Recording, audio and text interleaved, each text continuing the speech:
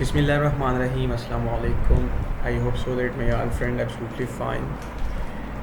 Friends, today we are going to discuss about statistical mechanics, BS Physics 7th semester. आज हम statistical mechanics के कुछ topics को यहाँ पे डिस्कस करेंगे और ये हमारा लेक्चर नंबर 1 है statistical mechanics पे। और अगर आप अपना इंटरेस्ट शो करवाएंगे तो हम फर्दर वीडियो statistical mechanics पे अपलोड करें। सबसे पहले हमारे पास है जी टुडेज़ लेक्चर आउटलाइन। तो सबसे पहले हम आज के लेक्चर की आउटलाइन डिस्कस करना बहुत ही मुनासिब समझते हैं। तो आपके सामने है position space, momentum space and last पे है फेज स्पेस। ये 3 टॉपिक्स हैं जो आज के लेक्चर का हिस्सा बनने वाले हैं।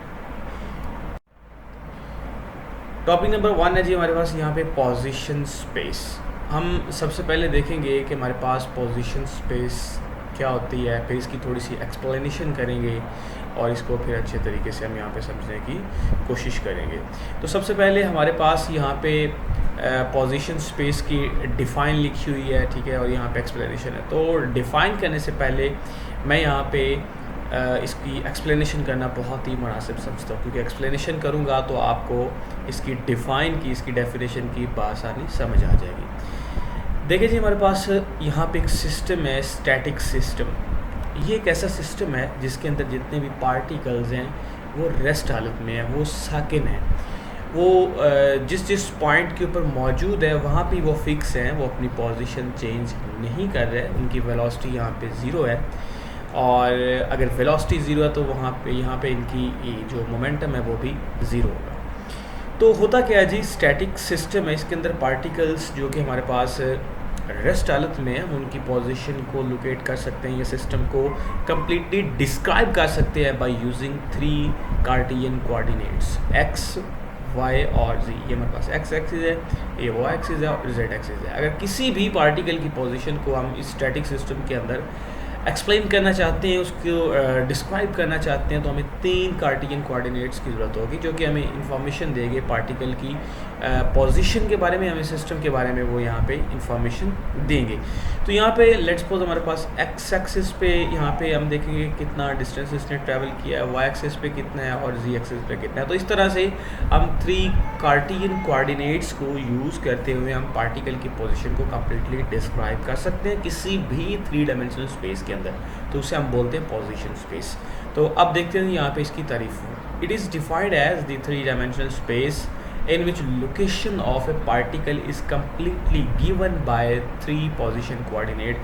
कहता है कि ऐसी 3 डायमेंशनल स्पेस जिसके अंदर पार्टिकल की पोजीशन को कम्प्लीटली डिस्क्राइब किया जा सकता है या कम्प्लीटली उसको यहाँ पे अच्छे तरीके से उसकी एक्सप्लेनेशन की जा सकती है, उसकी वजाहत की जा सकता है, या सिस्टम को एक्सप्लेन किया जा सकता है by using 3 position coordinates. So that is known as position space. जो हमारे पास स्पेस बनेगी उसे हम क्या बोलते हैं, पोजीशन स्पेस। तो एक्सप्लेनेशन में देखें जी, consider a system consisting of n particles. ये हमारे पास एक स्टैटिक सिस्टम है और इसके अंदर n पार्टिकल्स हैं और जो कि हमारे पास फिक्स्ड हैं, मूव नहीं कर रहे, और यहाँ पे इसका जो वॉल्यूम वो हमारे पास v है। If A system is static, अगर हमारे पास ये वाला सिस्टम स्टैटिक है तो all particle will remain fixed at different point in space. तो स्पेस के अंदर इसके अंदर जो हमारे पास पार्टिकल्स हैं वो जहाँ जहाँ पॉइंट पे हैं वहाँ पे ही फिक्स रहेंगे, वो अपनी पोजीशन को यहाँ पे चेंज नहीं करेंगे। To completely specify location of any particle, कहते हैं कि अगर हम किसी भी पार्टिकल की पोजीशन को स्पेसिफाई करना चाहते हैं तो हमें क्या करना पड़ेगा, 3 डायमेंशनल स्पेस में हमें 3 कार्टियन कोऑर्डिनेट्स की ज़रूरत होगी जो कि हमारे पास x है, y और z है। As there are n particles, इसके अंदर हमारे पास n नंबर ऑफ पार्टिकल्स हैं, और चूँकि हमें पता है कि ये 3 डायमेंशनल स्पेस में हम बात कर रहे हैं तो हम किस तरह से लिखेंगे, हम 3n से लिखेंगे, क्योंकि हमारे पास इसके अंदर जो टोटल हैं वो कितने हैं, n नंबर ऑफ पार्टिकल्स हैं, और हमारे पास यहाँ पे इसके कार्टियन कोऑर्डिनेट्स कितने हैं, वो हमारे पास 3 है। या हम 3 डायमेंशनल स्पेस में बात कर रहे हैं तो इसीलिए हमने यहाँ पे 3n लिख दिया। As there are n particle knowledge of 3n coordinates, यानी कि अगर n पार्टिकल्स हैं तो 3n हमें इंफॉर्मेशन देंगे इनके कोऑर्डिनेट्स की, ताकि हम पूरे सिस्टम को यहाँ पे एक्सप्लेन कर सकें, उसको डिस्क्राइब कर सकें अच्छे तरीके से। तो volume element in this space is वो हमारे पास क्या होगा D X D Y D Z, और इसको हम किससे लिखते हैं, हम D V is equal to D X D Y और डी जी करके इसको यहाँ पे हम लिख सकते हैं। और इसको हमने अच्छे तरीके से यहाँ पे एक्सप्लेन कर लिया। उम्मीद करता हूँ आपको इसकी समझ आई होगी। तो अगले यहाँ पे देखते हैं जी, हमारे पास है मोमेंटम स्पेस, राइट। अब मोमेंटम स्पेस को हम कैसे एक्सप्लेन यहाँ पे करेंगे, देखिए जी, जो हमने पोजीशन स्पेस को डिस्कस किया वहाँ पे क्या था हमारे पास, वहाँ पे सिस्टम स्टैटिक सिस्टम था। एक ऐसा सिस्टम था जिसके अंदर हमारे पास पार्टिकल रेस्ट में थे, मूव नहीं कर रहे थे, अपने अपने पॉइंट्स के ऊपर वो फिक्स थे, वो मूव नहीं कर रहे थे। अब मोमेंटम स्पेस को एक्सप्लेन करने के लिए हमें डायनामिक सिस्टम की ज़रूरत होगी, एक ऐसा सिस्टम जिसके अंदर जो पार्टिकल्स हैं वो रैंडमली मूव कर रहे हैं विद ऑल पॉसिबल डायरेक्शंस। तो अगर वो रैंडमली मूव कर रहे हैं, रेस्ट में नहीं है, तो इसका मतलब है कि उनके पास वेलोसिटी होगी, और अगर वेलोसिटी होगी तो यहाँ पे उनके पास मोमेंटम भी तो होगा। अगर हम कहते हैं जी हमारे पास एक पार्टिकल मूव कर रहा है लेट्स सपोज, तो उसकी वेलोसिटी भी होगी और इसकी मोमेंटम भी होगा। और अगर हम कहते हैं कि सारे के सारे पार्टिकल्स यहाँ पे मूव कर रहे हैं, रैंडमली मूव कर रहे हैं विद ऑल पॉसिबल डायरेक्शन, तो हम कहेंगे उनकी हमारे पास वेलोसिटीज़ भी हैं और उनका हमारे पास मोमेंटा भी है, ठीक है। तो मोमेंटम की जमा हमारे पास क्या है, मोमेंट है। तो अब देखते हैं जिसकी डिफाइन हमारे पास क्या है। देखिए, जैसे हमने पोजीशन स्पेस को एक्सप्लेन करने के लिए 3 डायमेंशन में हमें 3 कार्टेशियन कोऑर्डिनेट्स या 3 पोजीशन कोऑर्डिनेट्स की ज़रूरत पड़ी थी, एक्स वाई और जी। बिल्कुल मोमेंटम स्पेस को एक्सप्लेन करने के लिए हमें 3 यहाँ पे कोऑर्डिनेट्स होंगे, मोमेंटम कोऑर्डिनेट्स होंगे, जो कि पी एक्स और पी वाई और पी जी होगा। पी एक्स हमारे पास एक ऐसा मोमेंटम होगा जो अलॉन्ग एक्स एक्सिस होगा, ये वाई एक्सिस होगा अलॉन्ग, और ये जी एक्सिस होगा। तो इसे हम क्या बोलते हैं, मोमेंटम स्पेस का नाम देते हैं। It is defined as the space in which system is completely specified, यानी कि एक ऐसी 3 डायमेंशनल स्पेस में इसको कह सकता हूँ कि जिसके अंदर हमारे पास सिस्टम को कम्प्लीटली स्पेसिफाई किया जा सकता है, एक्सप्लेन किया जा सकता है, डिस्क्राइब किया जा सकता है उसकी स्टेट को by 3 momentum coordinates, that is px, py, pz is called momentum space। ये हमारे पास क्या हो गया जी, momentum space। अब इसकी एक्सप्लेनेशन देखते हैं। कहता है कि consider if A system is dynamic, अगर सिस्टम ही हमारे पास डायनामिक है, यानी कि इसके जो पार्टिकल्स हैं वो मूव कर रहे हैं, सॉरी, और उनके पास वेलोसिटीज़ भी है, उनके पास मोमेंटम भी है।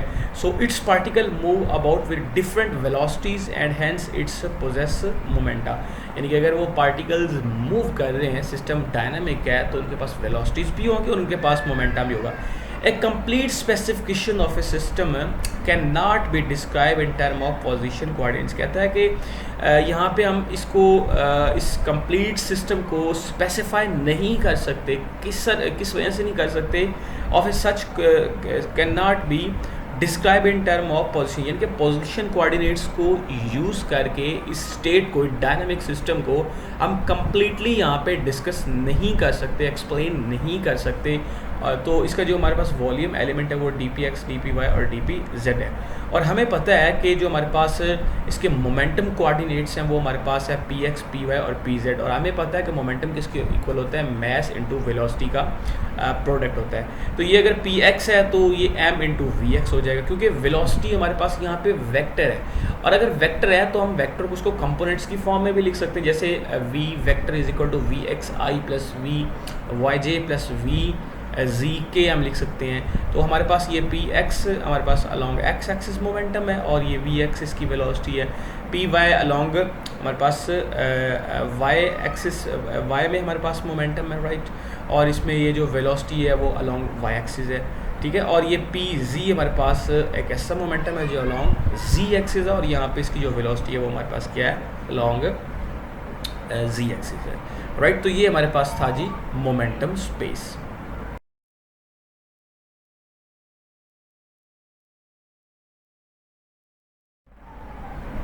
नेक्स्ट हमारे पास है जी फेस स्पेस। इसको हम डिस्कस करेंगे कि हमारे पास फेस स्पेस क्या होता है। चलिए जी, अब हमने पिछली स्लाइड्स के अंदर पोजीशन स्पेस को देखा और हमने मोमेंटम स्पेस को देखा। अब हम क्या करते हैं कि पोजीशन स्पेस और मोमेंटम स्पेस को कंबाइन कर देते हैं, इकट्ठा कर देते हैं, और फिर जो हमारे पास स्पेस बनेगी उसे हम क्या बोलते हैं, position space. A combination of position space and momentum space is called face space बोलते हैं, ठीक है। और इसके अंदर हमारे पास जो डायमेंशन होती है वो 6 डायमेंशन होती है। जैसे कि हमने पोजीशन स्पेस और मोमेंटम स्पेस में देखा कि वहाँ पे थ्री डायमेंशन में हमने बात की उस स्पेस को डिस्क्राइब करने के लिए। और यहाँ पे हमारे पास फेस स्पेस एक ऐसी स्पेस है जो कि 6 डायमेंशन में हम यहाँ पे इसको इमेजिन करेंगे। एक्चुअली हम यहाँ पे ड्रा तो नहीं कर सकते, इसको इमेजिन कर सकते हैं। फेस स्पेस है 6 dimension. A point in face space has coordinates. अगर हम यहाँ पे इसके कोऑर्डिनेट्स देखें, इसकी सिस्टम को या इसकी स्टेट को डिस्क्राइब करने के लिए वो हमें 6 कोऑर्डिनेट्स की ज़रूरत पड़ेगी। तो उसमें हमारे पास है X, Y, Z, P X, P Y और पी, ये इसके हमारे पास कोऑर्डिनेट्स है इस फेस स्पेस के, right. If there are n particle, अगर हमारे पास यहाँ पे n नंबर ऑफ पार्टिकल्स हैं तो हम उसको 6n कोऑर्डिनेट से हम पूरे के पूरे डायनामिक सिस्टम की इंफॉर्मेशन ले सकते हैं, उसको डिस्क्राइब कर सकते हैं, राइट। क्योंकि यहाँ पे हमारे पास 6 क्या है इसके हमारे पास कोऑर्डिनेट्स हैं और n नंबर ऑफ पार्टिकल्स हैं। तो जितने नंबर ऑफ पार्टिकल्स होंगे उतने कोऑर्डिनेट्स के साथ हम इनको मल्टीप्लाई कर देंगे तो हमें पूरे के पूरे सिस्टम की इंफॉर्मेशन मिल जाएगी। तो ये था हमारा आज का लेक्चर जी, जिसमें हमने पोजीशन स्पेस को, मोमेंटम स्पेस को और फेस स्पेस को बड़े अच्छे से और डिटेल से यहाँ पे एक्सप्लेन किया। आज के लिए इतना ही काफ़ी है। अगर आपको कोई कन्फ्यूजन है या आपका कोई क्वेश्चन है तो आप कमेंट सेक्शन में भेज सकते हैं। मिलते हैं एक नई वीडियो के साथ, तो तब तक के लिए साइनिंग ऑफ, अल्लाह हाफिज़।